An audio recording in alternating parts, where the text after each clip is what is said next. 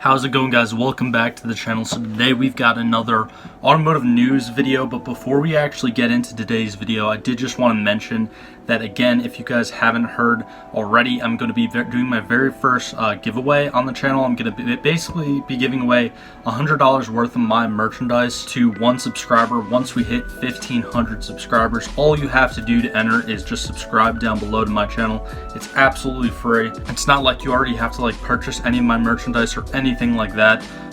Doesn't cost anything to enter, and it definitely helps me out a lot as a smaller YouTuber. Also, if you like this video, if you found it informative at all, definitely leave a like down below. And again, if you are new to this channel, definitely be sure to check out some of my other videos. I do vehicle reviews, automotive videos like this, car show vlogs, a bunch of different things on the channel. So anyways, let's dive right into it. So obviously we've got the 2021 Jeep Wrangler Rubicon 392 Launch Edition. Now this Launch Edition is going to cost $75,000. Now in this video, I'm mainly just going to kind of be critiquing it and really kind of giving my opinions. I honestly do not think it's worth $75,000 at all. I get that it's a Launch Edition, and I obviously know for a fact that the regular 392 is going to be a lot cheaper than $75,000, I would hope. But for the most part, let's kind of go through this little article by Car and Driver, and then I'll show you guys some photos of it or whatever, and then we'll actually compare it to what I think is actually going to be the main competitor to this 2021 Jeep Wrangler, which is going to be the Ford Bronco. And we'll compare this price, the $75,000 price tag, to the Bronco First Edition price tag. So obviously Mopar is very not that creative with their drivetrain, so it's going to basically be the same exact 392 drivetrain that's in the 392 Chargers and Challengers, as well as the 392 SRT Durango, which, by the way, that's another thing I'm actually pretty excited for. I'm very excited for the Hellcat Durango to hit the streets. But yeah, for the most part, I mean, it's going to be starting at $75,000. It has a hood scoop, different fenders, I guess, hard top. There's really not that much, but if you look at it, it looks like a regular standard 2021 Jeep. Now that being said, there's probably different wheels and tires on it, and I did read here that it is raised 2 inches. Yeah, see it right here. It sits 2 inches taller than the standard Rubicon. And again, just I guess minor upgrades like a hood scoop, leather seats, upgraded infotainment system.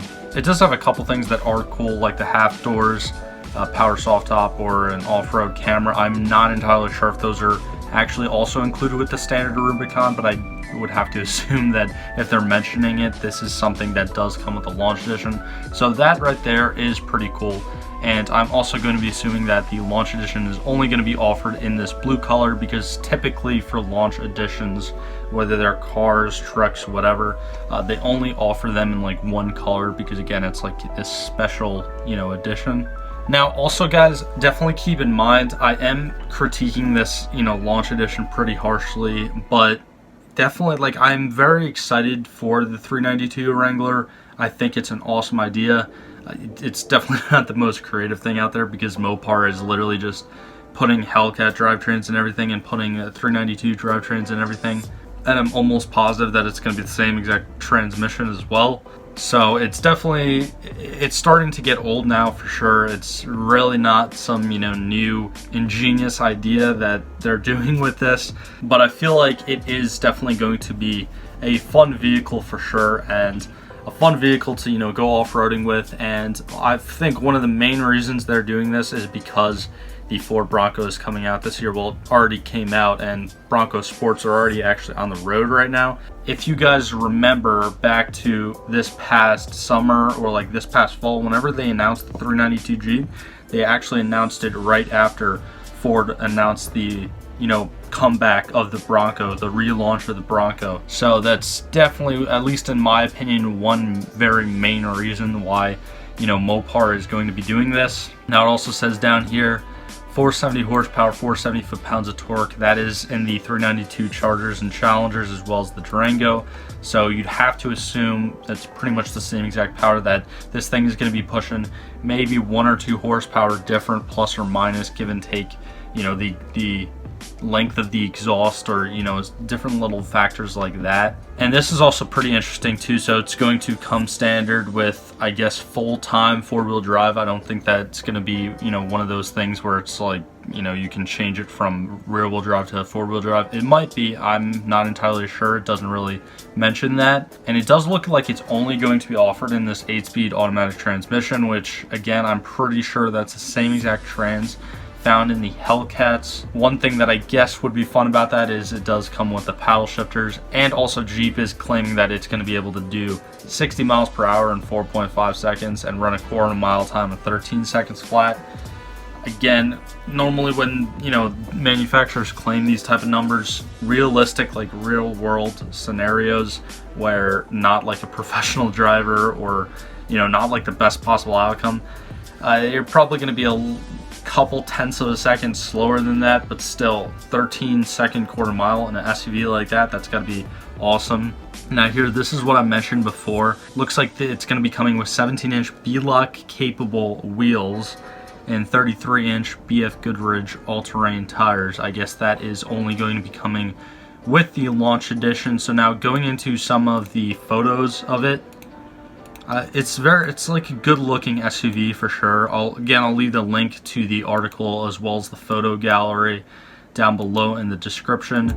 And the hood scoop does look really cool. Since they didn't mention it, I'm going to be under the assumption that it is going to be functional.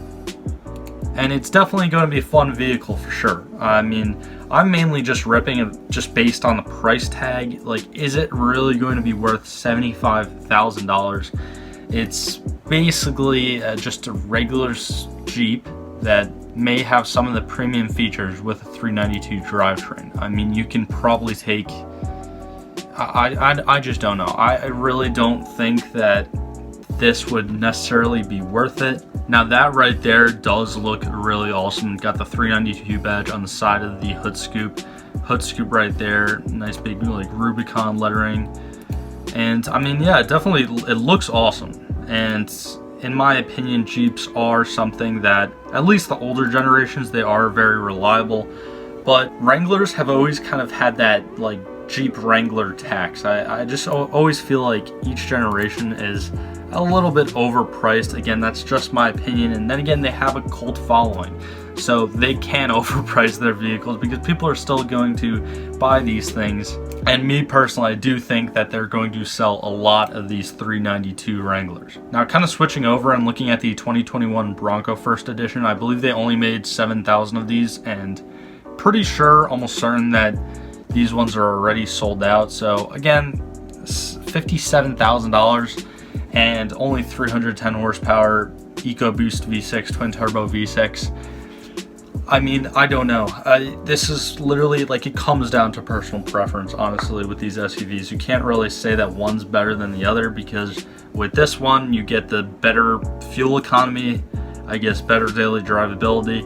With the other one, you get the V8 power, you get the torque of a V8, but again, you're lacking fuel economy. And honestly, I don't know, personally, I think the Bronco is going to outsell the Wrangler, at least within this first year, just because so many people are going crazy over it.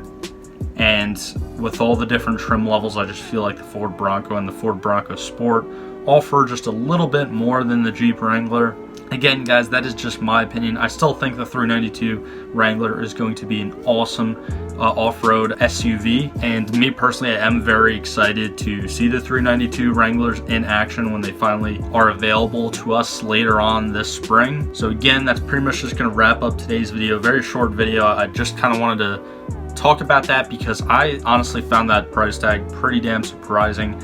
Me personally, I do not think they're worth 75 grand at all, but definitely let me know down in the comments below whether you think they're really worth that much, or you think that Mopar should definitely lower their price tag on the new Wranglers. Anyways, like always, thank you guys for all the support, and I'll see you guys in the next one.